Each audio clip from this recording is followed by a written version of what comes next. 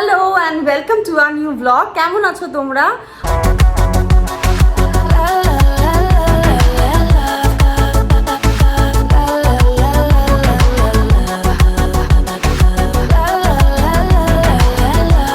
তো আজকে হচ্ছে সানডে, আমাদের না আজকে অ্যাকচুয়ালি অক্ষরধাম যাওয়ার প্ল্যান ছিল। অ্যান্ড হ্যাঁ, তোমরা ভাবছো যে অক্ষরধাম এখানে, হ্যাঁ এখানেও একটা অক্ষরধাম আছে, স্বামীনারায়ণ টেম্পল, যেটা আছে হচ্ছে ইটোবিকোকে। তো ওখানে আজকে অ্যাকচুয়ালি যাওয়ার প্ল্যান ছিল, বাট আজকে সকাল থেকে এত মেঘলা, বৃষ্টিও আরম্ভ হয়ে গেছে এখন। আর ওই জায়গাটা না একটুখানি ফাঁকা জায়গা, মানে ওখানে অনেক গ্রিনারি আছে, পুরো ওপেন জায়গা ওই জায়গাটা। তো ওই জন্য না আজকে এখন যদি ওখানে বৃষ্টি আরম্ভ হয়ে যায় তো ওখানে ঘুরতেও পারবো না, তো ওই জন্য ওটা ক্যান্সেল করতে হচ্ছে। বাট ব্রাঞ্চ নিয়ে বসেছি, ডিমের ভুর্জি আর ব্রেড, আর তার সাথে হচ্ছে এইটা হচ্ছে এখানে একটা দোকান আছে, দোকানটার নাম হচ্ছে পপাডাম। তো ওখান থেকে কালকে না আমরা পাওভাজি আর বড়া পাও অর্ডার করেছিলাম। বড়া পাওটা আর পাওভাজিটা তো দেখে মনে হচ্ছে আমি মুম্বাইতে বসেই খাচ্ছি। তো ওখান থেকে না আমরা এই কোকাম শরবত অর্ডার করেছিলাম, তো কালকে আমার খাওয়া হয়নি, তো আজকে খাবো কোকাম শরবতটা। এটা আমরা আগেও খেয়েছি, খুব টেস্টি খেতে।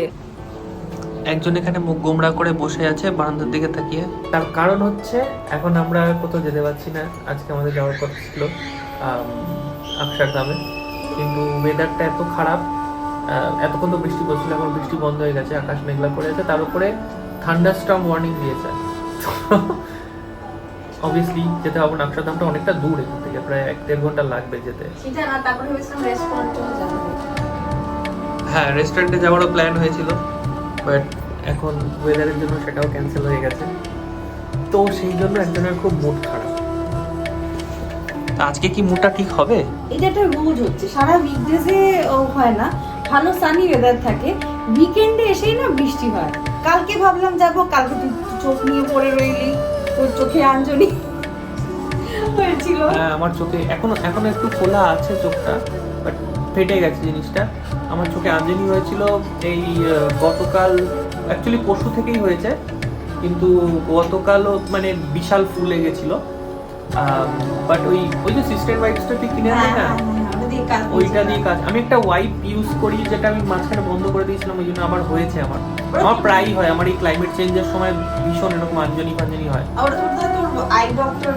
হ্যাঁ, আমার আই ডক্টর আমাকে বলেছিল যে ওই সিস্টেম ওয়াইপস বলে একটা জিনিস আছে, এরকম ওয়েট ওয়াইপস টাইপের, এরকম ছোট ছোট ইয়েতে পাওয়া যায় বক্সে। তো ওইটা একটু হাতে রাব করে তারপর ওই চোখটা না ওটা দিয়ে ওয়াশ করতে হয়, আইলিডস গুলো। তারপর করে রাত্রিবেলা জল দিয়ে হালকা গরম জল দিয়ে ধুয়ে তারপর শুয়ে পড়ো। তো ওইটা করে কালকে আমার এটা ফেটে গেছে, ফেটে সব ঠিকঠাক হয়ে গেছে, এখনো খোলা আছে, খোলাটা কমবে আস্তে আস্তে, বাট সেই জন্য কালকেও যাওয়া হয়নি। আর আজকে ওয়েদার খারাপ। এই হচ্ছে সেই সিস্টেম ওয়াইপস, ভাবলাম তোমাদেরকে এবার দেখিয়ে দিই। এখানে লেখাই আছে আইলিড ক্লিনজিং ওয়াইপ। বেসিক্যালি এই একটা বাক্সতে 32টা থাকে। আমি ওডোনিল অর্ডার করেছি, আমাদের ওডোনিল শেষ হয়ে গেছিল, অর্ডার করেছি। ও বলছে এটা তো বাইরেও কিনতে পারতিস, একটা ওডোনিলের জন্য অ্যামাজন থেকে অর্ডার করলে এলাম কি করবো, আমি এটা না অ্যামাজনে মানে অনেক সস্তাতে আমি এটা পেয়ে। এই ওডোনিলটাই তোমার একটু সব জায়গায় পাওয়া যায় না ওডোনিল এখানে, কিন্তু এটাই যদি আমি অন্য জায়গা থেকে কিনি অনেক বেশি দাম। আমি দেখেছি শ্যাম্পু, আমি তো আমার যাবতীয় কসমেটিক্স শ্যাম্পু সব কিছু অ্যামাজন থেকে, বিকজ আমি যে শ্যাম্পুটা ইউজও করি সেটা না আমি এমনি পাইও না ওখানে, আর পেলেও অনেক বেশি দাম। তো আমার মতে তোমরাও যখন তোমরা এইসব জিনিসপত্র কিনবে না, তোমরা না একবার চেক করে নেবে যে অ্যামাজনে কত চাইছে, একটা দেখবে যে $5-6 এর ডিফারেন্স থাকে। বাট হ্যাঁ, ইন্ডিয়াতেও অবভিয়াসলি অ্যামাজনে কম দাম পড়ে এমনি দোকানের চাইতে, বাট অতটাও ডিফারেন্স থাকে না। অতটা ডিফারেন্স হয় না এখানে একটু বেশি হয়ে যায়, বিশাল ডিফারেন্স, মানে $5-6 ডিফারেন্স, মানে অনেকটা ডিফারেন্স।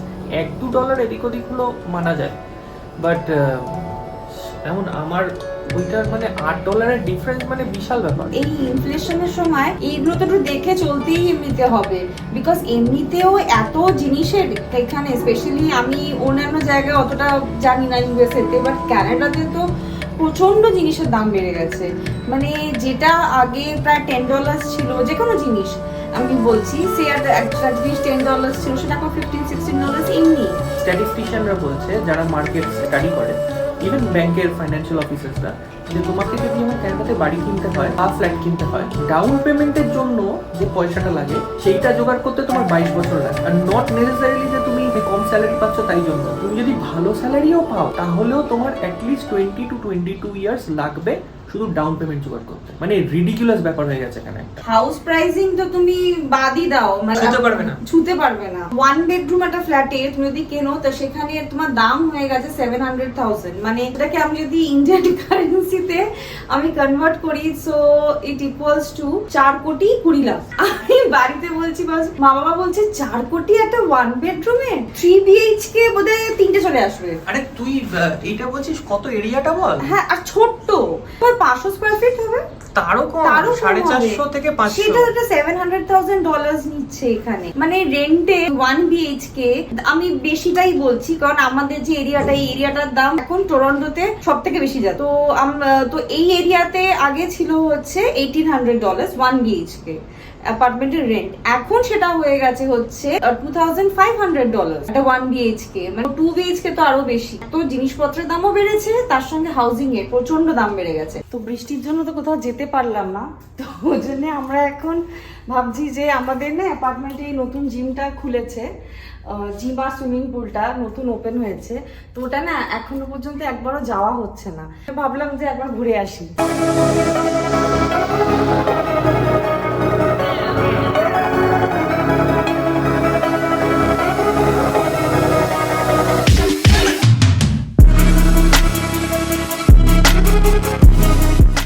সাইক্লিং এর ব্যাপারটা করেছে আলাদা রুমে, আর পাশে ওখানে আই থিংক ওইদিকে ওয়েট ট্রেডমিল আরো অন্যান্য অনেক জিনিস আছে।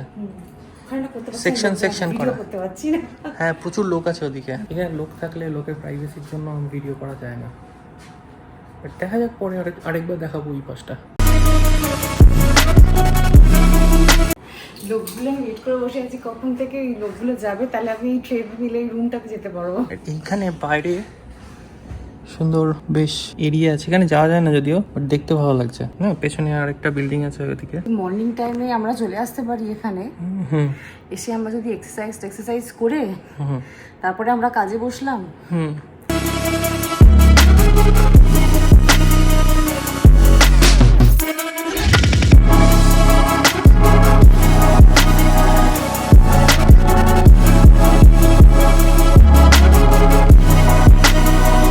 এইটাই সুইমিং পুলে যায়, এখানে সুন্দর, তাই না? সকালবেলা যদি আসি, আমাদের বিল্ডিং ফ্ল্যাটটা হচ্ছে ওইটা। হ্যাঁ, ওইটা হচ্ছে আমাদের বিল্ডিং। আমাদের ওই তো কোনটা রে? ওই তিনটা, এই তো সামনে এইটা 3টে পর্দা দেয়। 3টে পর্দা কোথায়? উপরে। ও হ্যাঁ, ওই যে ওইটা, ওখান থেকে আমাদের এই জায়গাটা এরভাবে দেখা যায়। খুব সুন্দর এই এরিয়াটা। এইটা অ্যাকচুয়ালি পার্টি লাউঞ্জ। এই এরিয়াটা হচ্ছে, এখানে কোনো পার্টির জন্য যদি কেউ বুক করে, ওখানে বারবিকিউ মেশিন আছে। পুলটা এখনো বন্ধ করা আছে, বেশি কাছে যাস না। জায়গাটা খুব সুন্দর দেখতে লাগছে এখান থেকে ভিউটা। এটা একটা ওপেন এরিয়া, ওপেন টেরেস মতো। এখানে সামনে পুল আছে, এই যে এটাতে পুল হবে, মানে হয়ে গেছে, এখনো ওই ওষুধ দিয়ে রেখেছে, জায়গাটাকে পরিষ্কার করছে। জলটা পরিষ্কার হয়ে গেলে তারপরে এখনো চালায়নি, স্টার্ট করেনি পুলটা, পরে করবে। এই সাইডে পুল, আর এখানে বসার জায়গা আছে, এদিকেও আছে, ওদিকে পুল সাইডে বসার জায়গা আছে, এখানেও বসার জায়গা আছে। আর এইটা হচ্ছে জাকুজি। হ্যাঁ, আর এইটা হচ্ছে আরেকটা বসার এরিয়া। এখানে আরেকটা পার্টি এরিয়া আছে, বসার জায়গা, এদিকটাতেও বসা যায়, খুব সুন্দর। এইটা হচ্ছে বিল্ডিংটার উল্টো দিক, এটা হচ্ছে আমাদের রাস্তাটার প্যারালাল আরেকটা রাস্তা। এই পাশে এই যে অ্যাপার্টমেন্ট আছে টরন্টোনিয়ান, আগে এটা পরিষ্কার দেখা যেত আমাদের ফ্ল্যাট থেকে, এখন এই বিল্ডিংটা হওয়ার ফলে দেখা যায় না। বাট এই বিল্ডিংটাও বেশ বড় বিল্ডিং, টরন্টোনিয়ান। এটা আমাদের মতো পুরনো একটা বিল্ডিং অ্যাপার্টমেন্ট। ওইটা হচ্ছে আরেকটা অ্যাপার্টমেন্ট, ওটার নাম শিপলেক। এটা আর আগে হয়ে গেছিলো, ওটা 2টো টাওয়ার আছে।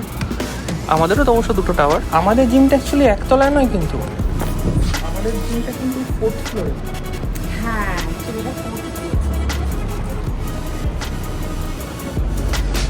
ওই যে জিমের ভেতর থেকে এই জায়গাটা দেখাচ্ছিলাম না, খুব সুন্দর লাগছিল, পাথর পাথর দেওয়া। এই যে এই জায়গাটা, এটার মধ্যে তো যাওয়া না, বাট এই এরিয়াটা থেকে এটা দেখা যায়। এখানে সুন্দর করে, আই থিঙ্ক এখানে আরো আলো দেবে আর গাছ ফাছ লাগাবে।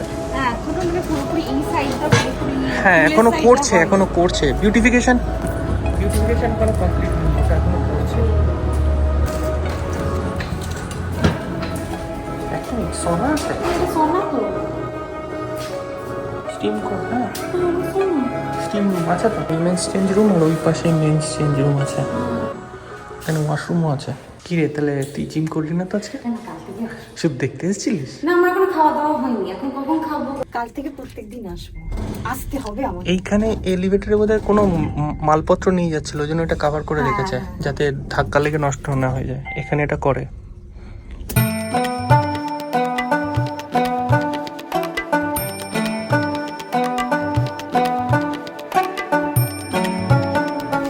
আমি না ঢ্যাঁড়স ভাজাতে বা অনেক সময় অন্যান্য কুমড়ো ভাজাতে আমি না একটু আটা দিই, একটু না ক্রিস্পি হয় আটাটা।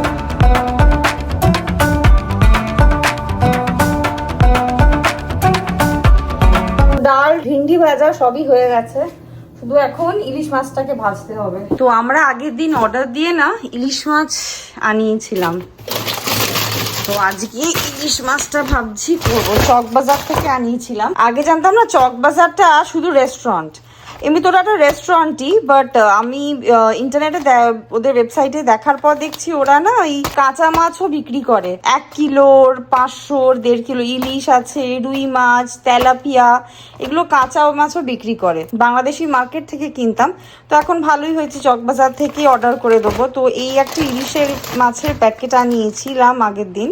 তো এটা হচ্ছে এই যে লেখা আছে এখানে 1.2 থেকে 1.5 কেজি। এ দেখো, আর এগুলো কেটেই দিয়েছে এই যে এরকম। আজকে দেখি ইলিশ মাছ ভাজা করব, তো ওই জন্য 2টো ইলিশ মাছ এখান থেকে বার করি। আর মাছগুলোতে দেখছি না ডিমও আছে। এতক্ষণ আমি ইলিশ মাছটাকে ফ্রোজেন ছিল যেহেতু, জলে ভিজিয়ে রেখেছিলাম, দেখছি এখন হ্যাঁ এখন অনেকটাই হয়ে গেছে ভালো। এটা এখন ডিফ্রস্ট হয়ে গেছে। এই দেখো মাছগুলো এরকম, ডিম আছে অল্প অল্প করে, এইরকম পিসগুলো এসছে। 3টে নিয়েছি, ওর 2টো আর আমি একটা, বিকজ রাত্রিরে আমি বেশি মাছ খাই না।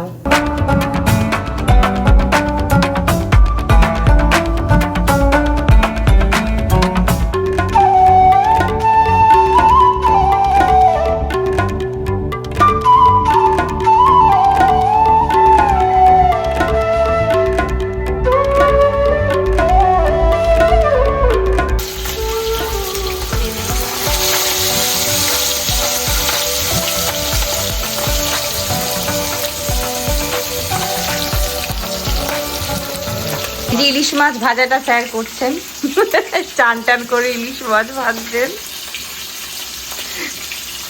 আরে এটা নামছে না রে, কি কড়াটা একটু ছোট হয়ে গেছে। তোকে ওইটাতে করতে পারছিস, ওই যেটাতে আমি ভিন্ডি ভেজেছি। ঠিক আছে ম্যানেজ হয়ে যাবে। এটা ভাজা হয়ে গেলে তবে তেল আর ডিমটা এটা ভাজা হবে। ওটা ঠিক বেশি ভাজতে হয় না, ওটা একটু তেলের মধ্যে নাড়াচাড়া করে এটা করলেই হয়ে যায়। হ্যাঁ হ্যাঁ হ্যাঁ, কারণ ওইটা তো একটু নরম নরমই খায়। ওটা বেশি ভেজে ফেললে শুকিয়ে যাবে। তো এই ডিনার শেষ করলাম আমরা। কেমন ছিল ইলিশ মাছটা? অসাধারণ। ইলিশ মাছটা খুব ভালো ছিল, মানে হাত দিয়ে গন্ধ বেরোচ্ছে। হ্যাঁ হাত দিয়ে আমি তো খেয়েছি, সরি ওটা তো বাহাতেও গন্ধ হয়ে গেছে। হ্যাঁ না, আমি তো মাছ ধুয়েছিলাম। হ্যাঁ, আর আমি শুধু খেয়েছি আর একটু রান্না করার সময় একটু যা ধরেছি, সারা ঘরে গন্ধ হয়ে গেছে ইলিশ মাছে। মানে আমি বাথরুমে হাত ধুতে বাথরুমে গেছি, হ্যাঁ বাথরুম থেকে গন্ধ বেরোচ্ছে। খুব ভালো ছিল মানে ইলিশ মাছটা, এটা আমি লক্ষ্য করেছি। খুব ভালো ছিল। এখানে না অ্যাকচুয়ালি কলকাতা থেকে বেশি ভালো ইলিশ মাছ পাওয়া যায়। একদম পদ্মার ইলিশ গুলো আসে না ডাইরেক্ট বাংলাদেশ থেকে, একদম এক্সপোর্ট হয়ে আসে, ওই জন্য একদম অথেন্টিক পদ্মার ইলিশ পাওয়া যায় এখানে। মানে আমি কলকাতাতেও না অতটা ভালো ইলিশ পাই না, অতটা আমি এখানে পাই। কলকাতাতে তো ইলিশ মানে নামকে ওয়াস্তে ইলিশ, ওগুলো টেস্ট কিছু পাই না, টেস্ট থাকে না। বাট এখানে আমি যতবার ইলিশ নিয়েছি, ইলিশের কোয়ালিটি খুব ভালো দেখেছি এখানে যেটা আসে, স্পেশালি পদ্মার ইলিশ। যাই হোক, তো ডিনার তো আজকে ভালোই হয়েছে, হ্যাঁ। ডিনার শেষ। আপাতত এই পর্যন্তই আজকের ব্লগটা। তো যদি ভালো লাগে সো লাইক, নিশ্চয়ই। Comment and share. এক্স্যাক্টলি। আর তোমাদের সাথে আবার দেখা হচ্ছে আবার একটা নতুন ব্লগ নিয়ে। Till then tata, goodbye, ভালো থাকবেন।